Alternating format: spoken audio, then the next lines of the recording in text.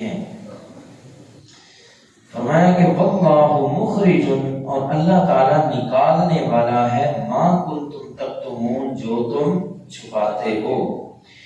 پیچھے فرمایا تھا کہ وما کادوا یفعلون، وہ گائیں ذبح کرنے والے نہیں تھے، پھر گائیں ذبح کیسے ہو گئی، اور وہ گائیں ذبح کرنے والے کیوں نہیں تھے؟ یہ بے شمار سوال جو تھے وہ باقی رہ گئے تھے، ان کی وضاحت باقی تھی ابھی۔ دراصل وہ گائیں کو ذبح اس لیے نہیں کرنا چاہتے تھے کیونکہ گائیں ان کے ہاں مقدس تھی، یہ ہم بیان کر چکے ہیں۔ اور بڑی ہی مزے کی بات وہ یہ ہے کہ اللہ تعالیٰ کے ہر کام میں کوئی نہ کوئی حکمت، بولے نا، اللہ کے ہر کام میں کوئی نہ کوئی حکمت۔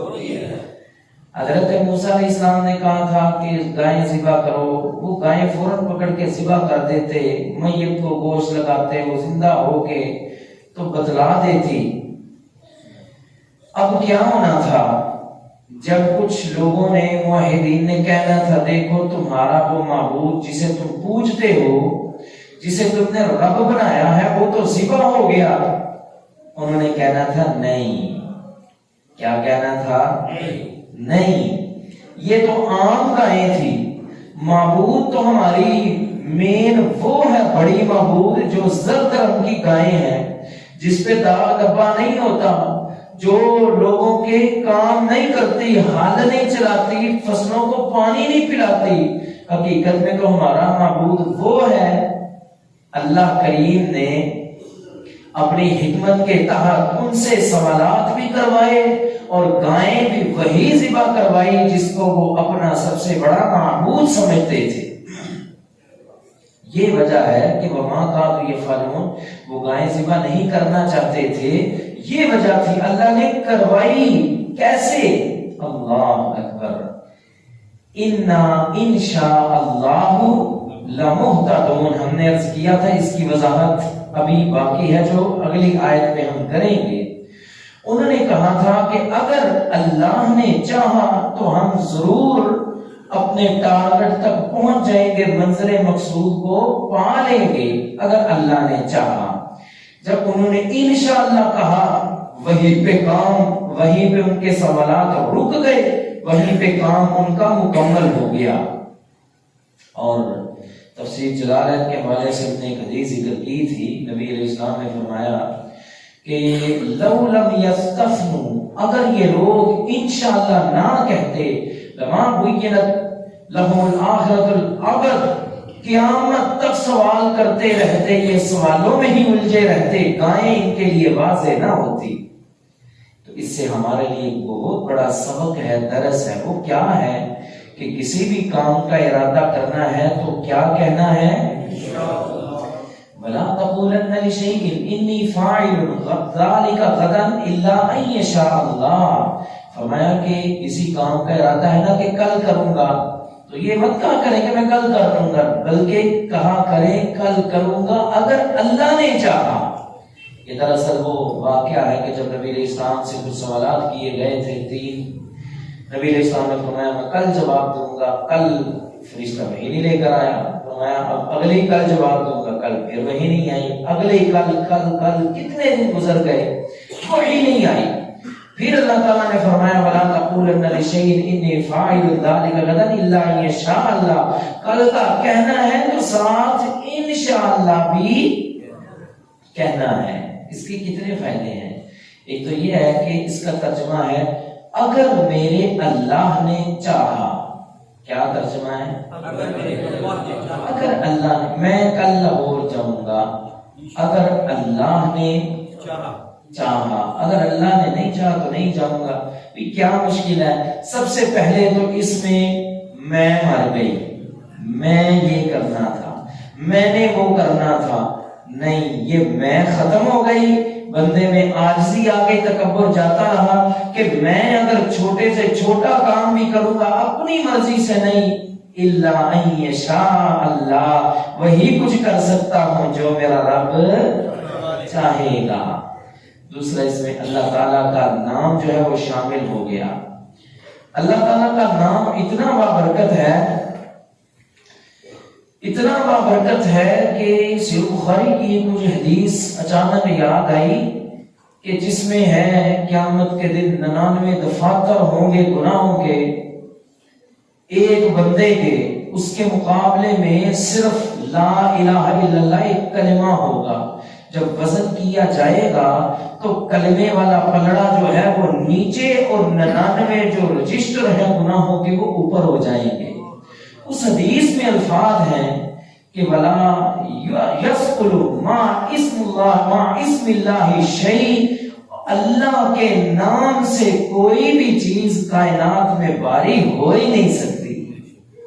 تو جس چیز میں اللہ کا نام آ گیا وہ چیز تو ایسی بڑی بابرکت ہو جاتی ہے۔ تو جب بھی کسی کام کا ارادہ کرنا ہے کیا کہنا ہے؟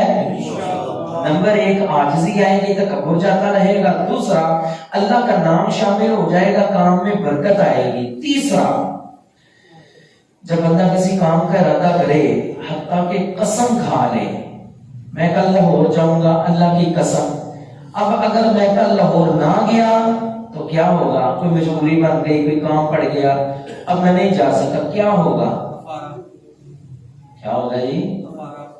کفارہ ہوگا۔ فَكَفَّارَتُهُ إِطْعَامُ 10 مَسَاكِينَ مِنْ أَوْسَطِ مَا تُطْعِمُونَ أَهْلِيكُمْ، 10 مسکینوں کو کھانا کھلاؤ، کپڑے لے کر دو یا غلام آزاد کرو، نہیں کر سکتے تو 3 روزے رکھو۔ اتنی بات کی سمجھ آ گئی ہے؟ کیوں جی؟ میں نے کہا میں کل لاہور جاؤں گا اللہ کی قسم، اگر کسی وجہ سے نہیں جا سکا کیا پڑ گیا؟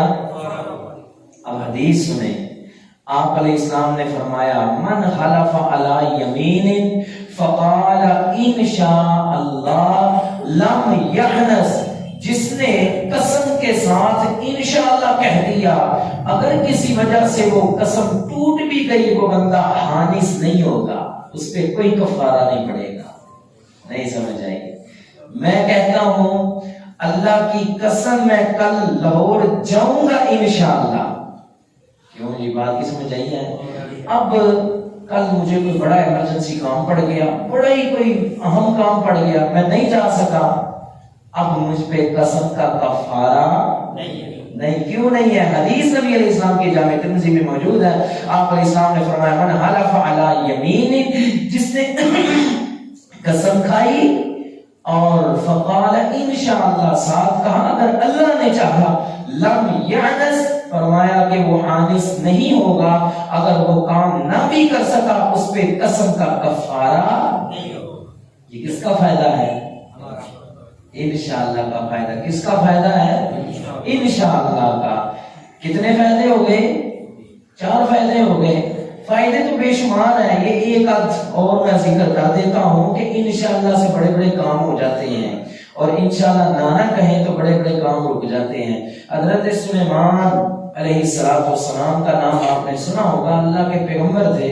انہوں نے ایک رات کہا تھا کہ لَأَطُوفَنَّ اللَّيْلَةَ هَذِهِ عَلَىٰ 99 امرأة، 99 عورتوں پر میں آج رات چکر لگاؤں گا۔ ایک روایت میں 70 کے الفاظ بھی ہیں کہ 70 عورتوں پہ چکر لگاؤں گا۔ کیا ہوگا؟ فرمایا کہ تَلِدُ كُلُّ امرأة، ہر عورت بچہ جنے گی، یجاہد فی سبیل اللہ، جن کو میں مجاہد بناؤں گا، اللہ کے راستے میں وہ جہاد کریں گے۔ وہاں پہ ایک شخص بیٹھا تھا، اس نے کہا کل انشاءاللہ، اے سلیمان پیغمبر انشاءاللہ بھی کہیں، لیکن سلیمان پیغمبر کسی وجہ سے بھول گئے یا نہیں کہہ سکے۔ پھر کیا ہوا؟ اللہ اکبر، مدت گزرنے کے بعد کسی بیوی کے گھر میں یا کسی عورت کے گھر میں ایک بچہ بھی پیدا نہیں ہوا۔ لم تلد امرأة الا واحدہ الا نصف ولد، آدھا بچہ، صرف نصف بچہ ایک عورت کے ہاں پیدا ہوا۔ اللہ اکبر، کیا نہیں کہا تھا؟ انشاءاللہ نہیں کہا تھا تو آدھا بچہ پیدا ہوا۔ یہاں پہ اب نبی علیہ السلام فرماتے ہیں لو قال سلیمان علیہ السلام انشاءاللہ، اگر سلیمان علیہ السلام انشاءاللہ کہہ دیتے لم یحنس، حضرت سلیمان علیہ السلام کی قسم نہ ٹوٹتی۔ ایک حدیث کے الفاظ ہیں لو قال انشاءاللہ، اگر انشاءاللہ سلیمان علیہ السلام کہہ دیتے لقانا لما قال، فرمایا کہ ویسے ہی ہوتا جیسے سلیمان پیغمبر نے فرمایا تھا یجاہد فی سبیل اللہ فرسانا اجمعون۔ حضرت سلیمان علیہ السلام اتنے زیادہ مجاہدین کی جماعت سے مل کے جہاد کرتے، صرف انشاءاللہ نہیں کہا، ایک بچہ بھی ان کے گھر پیدا نہیں ہوا۔ اگر انشاءاللہ کہہ دیتے ہر عورت کے گھر بچہ پیدا ہوتا اور ہر بچہ مجاہد ہوتا اور اللہ کے راستے میں کیا کرتا۔ انشاءاللہ نہیں کہا، کتنا بڑا نقصان۔ اور دوسری طرف نبی علیہ السلام کی حدیث ہے کہ ان یاجوج و ماجوج، یہ جو ہے نا یاجوج ماجوج، یہ قوم، یہ بھی حضرت آدم علیہ السلام کی اولاد ہی میں سے ہے۔ تو فرمایا کہ ان کو پہاڑوں کے درمیان قید کر دیا گیا، ہر روز یہ دیوار کو توڑتے ہیں، اس میں نقب لگاتے ہیں، سوراخ لگانے کی کوشش کرتے ہیں۔ جب بھی رات ہوتی ہے نا، قال الذی علیہم، وہ جو ان پہ امیر ہے نا وہ کہتا ہے ارجعوا، واپس لوٹو، فسنغفرونہ غدا، کل ہم یہ جو چھوٹی سی دیوار رہ گئی ہے نا اس کو کھا جائیں گے، ختم کر دیں گے۔ جب واپس آتے ہیں دیکھتے ہیں وہ تو کل سے بھی زیادہ مضبوط ہے آج، اور کل سے بھی زیادہ بڑی ہو چکی ہے۔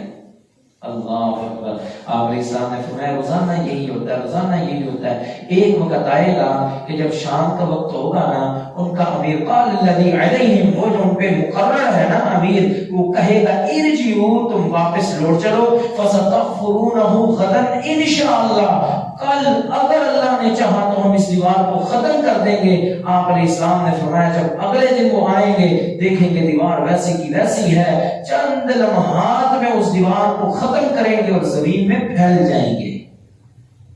انشاءاللہ کہا کام ہو گیا، وہاں انشاءاللہ نہیں کہا کام نہیں ہوا۔ یہاں پہ بھی یہی معاملہ ہے، وَمَا كَانُوا يَفْعَلُونَ، ایسا کرنے کا ان کا ارادہ نہیں تھا، لیکن انشاءاللہ کہا کام ہو گیا۔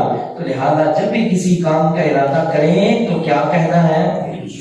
وَإِذْ قَتَلْتُمْ نَفْسًا فَادَّارَأْتُمْ فِيهَا، اور جب تم نے ایک جان کو قتل کیا پھر تم نے اس میں بہت زیادہ اختلاف کیا۔ وَاللَّهُ مُخْرِجٌ، اور اللہ تعالی نکالنے والا ہے۔ خرج یخرج نکلنا، اخرج یخرج نکالنا، اسی سے مخرج نکالنے والا، اللہ نکالنے والا ہے۔ ما کنتم تکتمون، جو تم چھپاتے ہو، اللہ نکالنے والا ہے، اللہ ظاہر کرنے والا ہے۔ ہم تو پڑھتے ہیں انک انت ستار العیوب، تو عیبوں پہ پردے ڈالنے والا ہے، تو چھپانے والا ہے۔ اللہ کی جو صفت ہے وہ ہے ستیر، ستار ہمارے علم میں نہیں، اللہ کی جو صفت ہے نا صحیح حدیث میں جو موجود وہ ہے ستیر۔ کیا ہے؟ ستیر، بہت زیادہ پردہ ڈالنے والا۔ اللہ کریم اپنے بندوں کے گناہوں پہ بہت زیادہ پردے ڈالتا ہے، اور اللہ پردہ ڈالنے کو پسند کرتا ہے۔ نبی علیہ السلام کی حدیث ہے من ستر مسلما سترہ اللہ یوم القیامہ، جو بندہ دنیا میں اپنے مسلمان بھائی کا گناہ دیکھتا ہے، عیب دیکھتا ہے، اوپر پردہ ڈال دیتا ہے، کل قیامت کا دن ہوگا، ساری اولاد آدم موجود ہوگی، اللہ کریم ان کے سامنے اس بندے کو ننگا نہیں کریں گے بلکہ اس کے گناہوں پہ بھی پردہ ڈال دیں گے۔ اور حدیث اتنی مزے کی ہے نا، حدیث میں آتا ہے اللہ کریم بندے کو بلائیں گے اور اوپر اپنی چادر رحمت کی ڈال دیں گے۔ اب کوئی پتہ نہیں ہے، مخلوق ادھر ہے، کوئی پتہ نہیں خالق اور اس مخلوق کے درمیان کیا باتیں چل رہی ہیں، اللہ کریم اس سے کیا گفتگو کر رہی ہیں، باتیں ہوتی رہی۔ آخر میں جو فیصلہ ہوا وہ سناؤں آپ کو۔ آخر میں فیصلہ یہ ہوا، اے میرے بندے انی سترتو کا فی الدنیا، میں نے تو دنیا میں بھی تمہارے گناہوں پہ پردہ ڈالے رکھا ہے، وَأَنَا أَغْفِرُهَا لَكَ الْآخِرَةَ، آج کے دن بھی میں گناہ ظاہر نہیں کروں گا بلکہ میں نے سارے معاف کر دیے ہیں، جا تجھے جنت کا مالک بنا دیا ہے۔ کس کے لیے؟ جو گناہوں پہ لیکن یہاں پہ سمجھ نہیں آ رہی واللہ مخرج ما کنتم تکتمون، اللہ کہہ رہے ہیں جو تم چھپاتے ہو اللہ اس کو ظاہر کر دیتے ہیں۔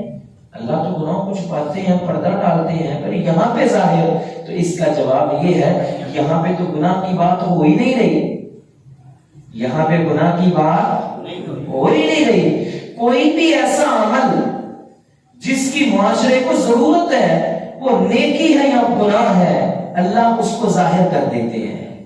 صرف گناہ کی بات نہیں ہے، نیکی بھی ہو۔